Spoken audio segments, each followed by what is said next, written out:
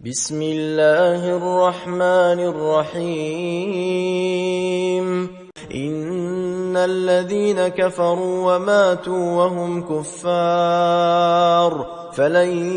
يقبل من أحدهم ملء الأرض ذهبا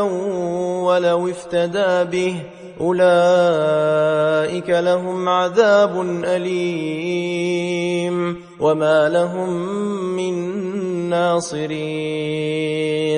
لن تنالوا البر حتى تنفقوا مما تحبون وما تنفقوا من شيء فإن الله به عليم كل الطعام كان حلا لبني إسرائيل إلا ما حرم إسرائيل على نفسه من قبل أن تنزل التوراة قل فأتوا بالتوراة فاتلوها إن كنتم صادقين فمن افترى على الله الكذب من بعد ذلك فأولئك هم الظالمون قل صدق الله فاتبعوا ملة إبراهيم حنيفا وما كان من المشركين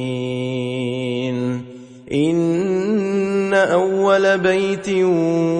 وضع للناس للذي ببكة مباركا وهدى للعالمين فيه آيات بينات مقام إبراهيم ومن دخله كان آمنا ولله على الناس حج البيت من استطاع إليه سبيلا ومن كفر فإن الله غني عن العالمين قل يا أهل الكتاب لم تكفرون بآيات الله والله شهيد على ما تعملون قل يا أهل الكتاب لم تصدون عن سبيل الله من آمن تبغونها عوجا وأنتم شهداء وما الله بغافل عما تعملون يا أيها الذين آمنوا إن تطيعوا فريقا من الذين أوتوا الكتاب يردوكم